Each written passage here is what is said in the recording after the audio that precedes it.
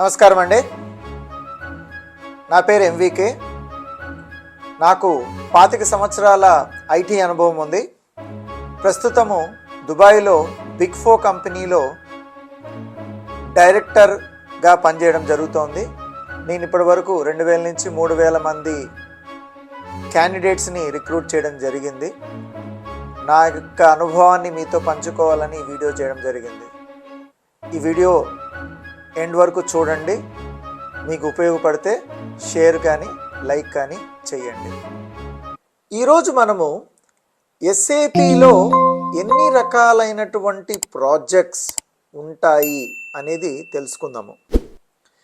ఇది చాలా అవసరం. ఎందుకంటే ఎస్ఏపిలో మనము జాబ్ చేయాలి అంటే మనము ఏదో ఒక రకమైన ప్రాజెక్ట్లో వేయబడతాము.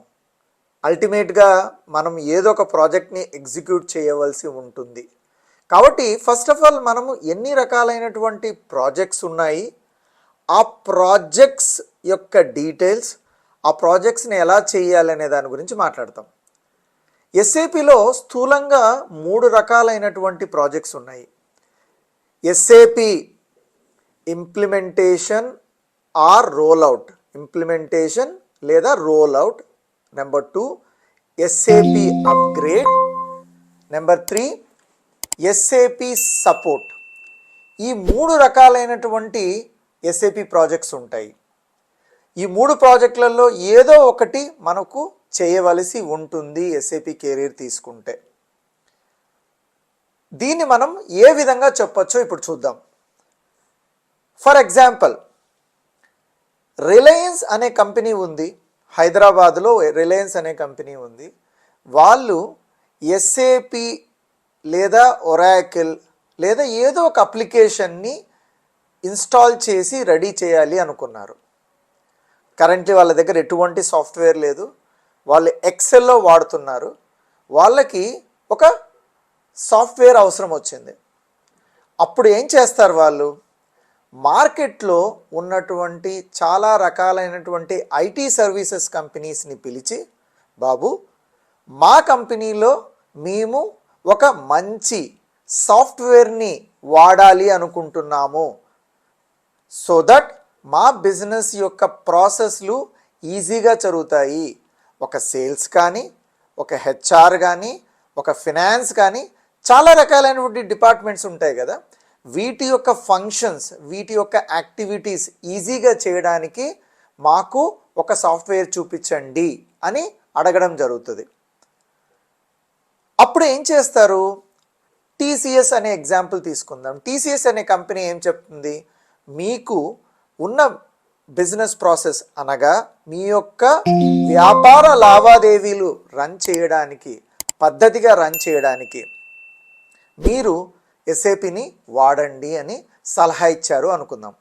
వెరీ గుడ్, మేము ఎస్ఏపి తీసుకోవాలి అనుకుంటున్నాము అని రిలయన్స్ డిసైడ్ అయిపోయింది. అప్పుడు ఏం చేస్తుంది?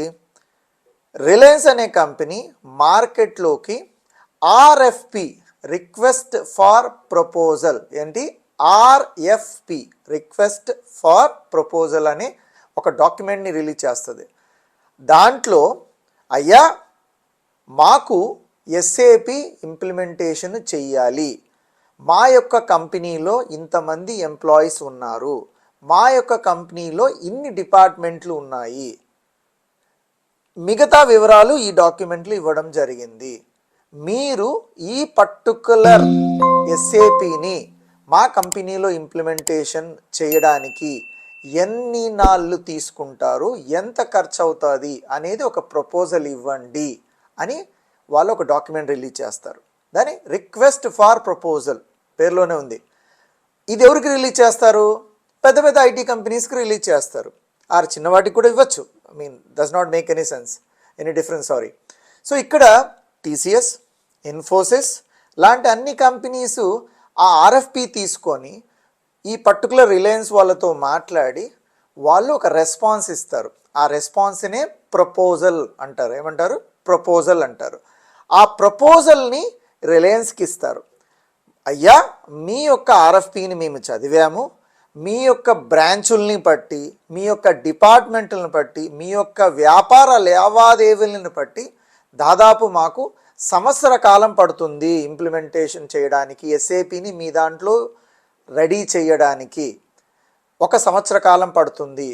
మా దాంట్లో ఇంతమంది ఎంప్లాయీస్ పని చేయవలసి ఉంటుంది, దీనికి గాను ఇంత ఖర్చు అవుతుంది, ₹1 కోటి, 10 కోట్లు, 15 కోట్లు, ఎంతో కొంత 1 కోటి ఇస్తారు. టీసీఎస్ ఇచ్చింటుంది, ఇన్ఫోసిస్, ఇవన్నీ వాటిని చూసి ఫైనల్గా రిలయన్స్ అనేవాడు ఏం చేస్తాడు, ఒక పర్టికులర్ కంపెనీని సెలెక్ట్ చేసుకొని వాళ్లకు పిఓ పర్చేజ్ ఆర్డర్ ఇస్తాడు.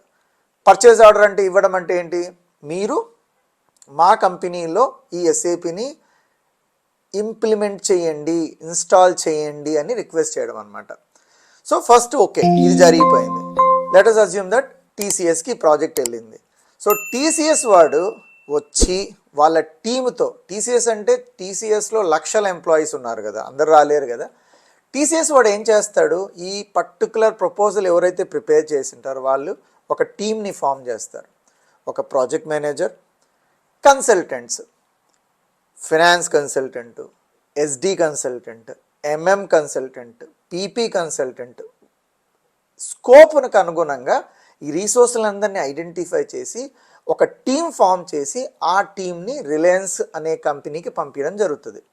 ఈ టీం అంతా అక్కడికి వెళ్ళి ఆ రిక్వైర్మెంట్స్ తీసుకొని ఎస్ఏపిని ఇన్స్టాల్ చేసి వాళ్ళకు అనుగుణంగా ఆ ప్రోడక్ట్ని మార్పు చేస్తారు. ఈ ప్రక్రియ ఉంది చూడండి. ఒక టీం అక్కడికి వెళ్ళి ఆ పర్టికులర్ రిక్వైర్మెంట్స్ తీసుకొని ఆ కస్టమర్ యొక్క బిజినెస్ ప్రాసెస్ ఆర్ వ్యాపార లావాదేవీలకు అనుగుణంగా సిస్టమ్ని బిల్డ్ చేసి ఇచ్చే ప్రాసెస్ని ఏమంటాం, ఇంప్లిమెంటేషన్ అంటాం. ఏమంటాం, ఇంప్లిమెంటేషన్ అంటాం. ఈ ఇంప్లిమెంటేషన్ అనేది చాలా ముఖ్యమైనటువంటి ప్రాజెక్ట్. ఇందాక మీకు అన్నట్లు అది సంవత్సరం ఉండొచ్చు, 6 నెలలు ఉండొచ్చు, 2 ఏళ్ళు ఉండొచ్చు. అది ఒక్కొక్క కంపెనీ యొక్క వాళ్ళ యొక్క ఇంటర్నల్ కేపబిలిటీస్ అలాగే ఆ కాంప్లెక్సిటీని బట్టి ఈ డ్యూరేషన్, నెంబర్ ఆఫ్ పీపుల్ మారుతారు. సో ఇది first type of project.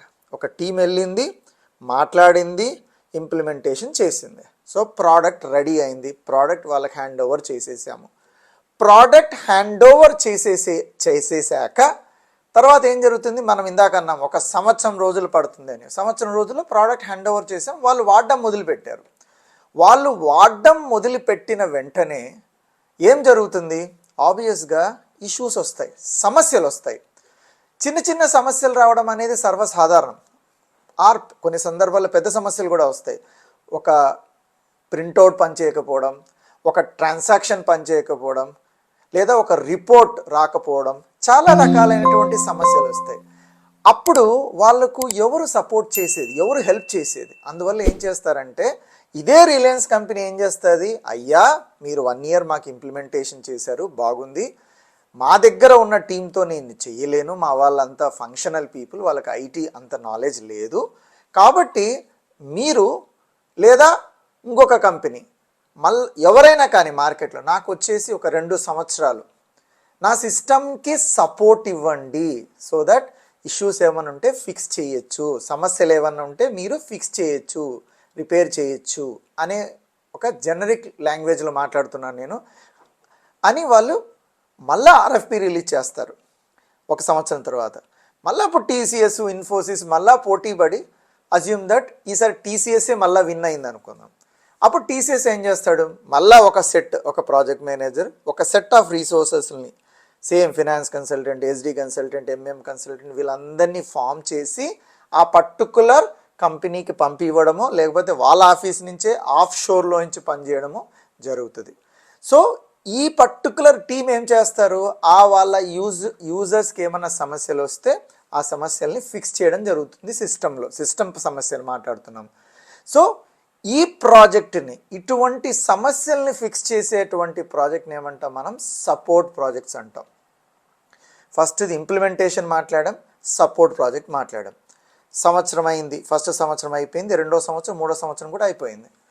SAP వాడు ప్రోడక్ట్ అమ్మాడు అంటే వాడు ఆ ప్రోడక్ట్ ఎలా ఇచ్చాడో అలాగే ఉండదు కదా. మీరు ఆండ్రాయిడ్ ఫోన్ తీసుకున్నారు, మీరు 10 ఏళ్ల కిందట ఉన్నటువంటి ఆండ్రాయిడ్ ఫోను ఈరోజు ఆండ్రాయిడ్ ఫోన్ ఒకేలాగా ఉందా? లేదు కదా.